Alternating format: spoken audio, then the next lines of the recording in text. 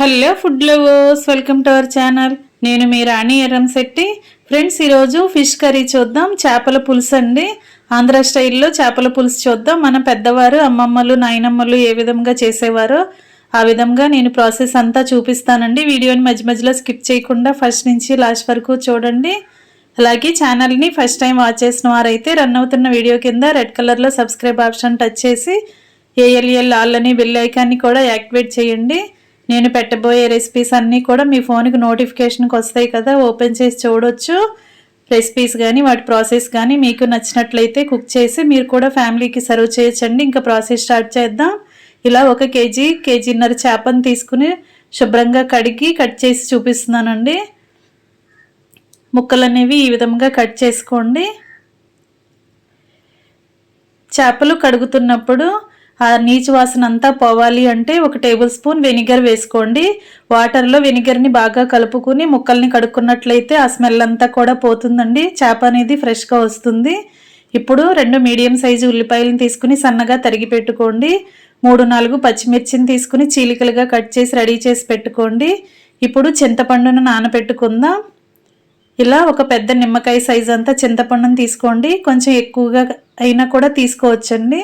ఎందుకంటే చేపల పులుసుకి పులుపు అనేది ఎక్కువగా ఉంటేనే ఆ పులుసు టేస్ట్ అనేది మనకి కమ్మగా బాగా నచ్చుతుంది. ఈ విధంగా చింతపండుని గిన్నెలో వేసుకున్న తర్వాత వేడివేడిగా ఉన్న నీళ్లను పోసుకుని నానబెట్టుకుని ఉంచుకోండి. ఇప్పుడు కుకింగ్ స్టార్ట్ చేద్దాం. స్టవ్ ఆన్ చేసుకుని కర్రీకి సరిపడా దాకా పెట్టుకోండి. ఇప్పుడు 4-5 గరిటెల వరకు ఆయిల్ పోసుకోండి. నాన్ వెజ్ కర్రీస్కి ఆయిల్ అనేది ఎక్కువగా వేస్తేనే కర్రీకి టేస్ట్ అనేది బాగా వస్తుంది. ఇప్పుడు ఆయిల్ కాగిన తర్వాత కొన్ని కరివేపాకు రెబ్బలు వేసుకోండి. ఇప్పుడు 1/2 టీ స్పూన్ మెంతులు, 1/2 టీ స్పూన్ జీలకర్ర వేసుకోండి. ఇవన్నీ కూడా ఆయిల్లో బాగా ఫ్రై చేసుకోండి. ఇవి 3 బాగా ఫ్రై అయిన తర్వాత సన్నగా తరిగి పెట్టుకున్న ఉల్లిపాయ, పచ్చిమిర్చి చీలికలు కూడా అలా వేసేసుకోండి. ఆనియన్స్ని బాగా ఫ్రై చేసుకోండి. ఫ్లేమ్ మీడియంలో పెట్టుకుని బాగా కలుపుతూ ఫ్రై చేసుకోండి. మూత పెట్టుకుని 2 నిమిషాలు బాగా మగ్గించండి. మూత తీసుకుని చూసుకున్నట్లయితే ముక్కలు అనేవి సాఫ్ట్గా వచ్చాయి కదా. ఇప్పుడు 1 టేబుల్ స్పూన్ గల్లుప్పు వేసుకుని ఆనియన్స్ అంతా కూడా కలుపుకోండి. చిటికెడు పసుపు కూడా వేసుకుని 2-3 టేబుల్ స్పూన్లు అల్లం వెల్లుల్లి పేస్ట్ వేసుకోండి. నేను ముక్కల క్వాంటిటీని బట్టి 3 టేబుల్ స్పూన్లు వేసానండి. మీరు కూడా చూసుకుని వేసుకోండి. ఇప్పుడు అల్లం వెల్లుల్లి, సాల్ట్ అలాగే పసుపు కూడా ఆనియన్స్తో పాటు బాగా ఫ్రై చేసుకోండి.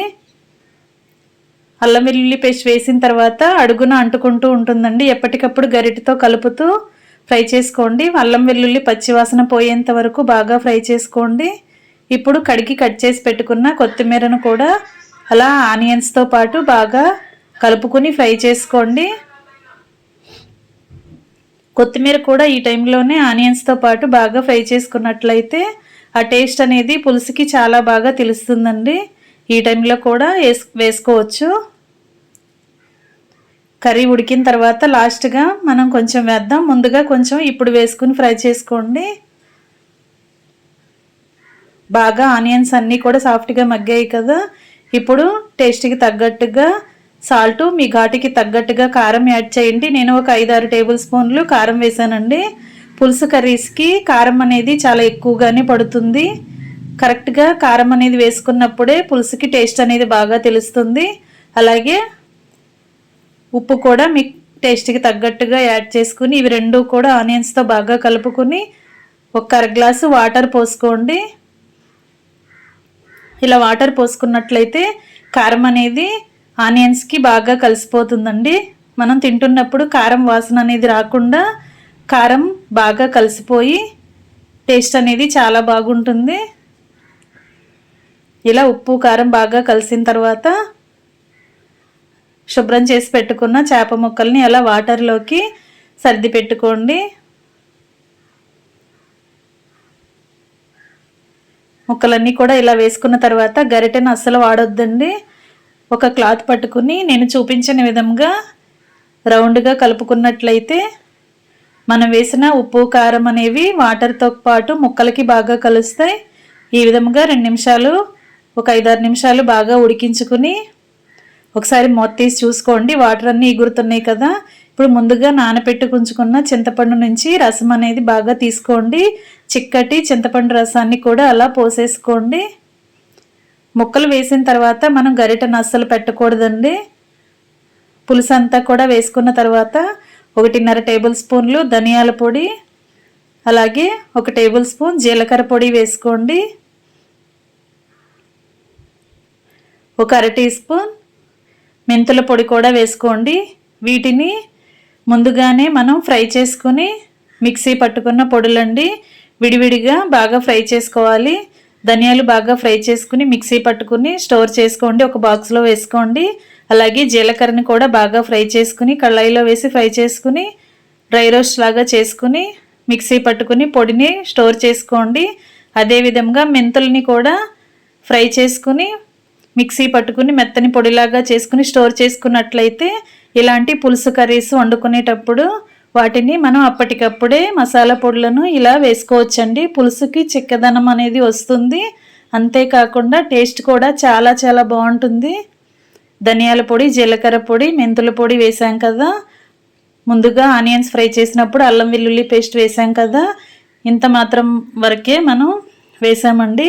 పులుసుకి ఇంకా అంతకంటే గరం మసాలాలు వేయకూడదు. వేసామంటే మసాలా టేస్ట్ అనేది తెలుస్తుంది కానీ పులుసు టేస్ట్ అనేది తగ్గిపోతుంది. అందుకే గరం మసాలా లేకుండా ధనియాల పొడి, జీలకర్ర పొడి, మెంతుల పొడి మాత్రమే వేసి ఇవి 3 బాగా కర్రీలో కలిసేంత వరకు దాకని రౌండ్గా పట్టుకుని తిప్పుకోండి, కలుపుకోండి. గరిటె పెట్టకుండా క్లాత్తో తిప్పుకొని కలిసేంత వరకు ఇలా నేను చూపించే విధంగా కలుపుకోండి. సన్నగా తరిగిన కొత్తిమీరను కూడా యాడ్ చేసుకుని ఇవన్నీ కర్రీలో కలిసేంత వరకు బాగా కలుపుకోండి. మూత పెట్టుకుని 2 నిమిషాలు బాగా ఉడికించండి. పులుసు అనేది చిక్కదనంగా రావాలి. చిక్కబడేంత వరకు కూడా ఉడికించండి.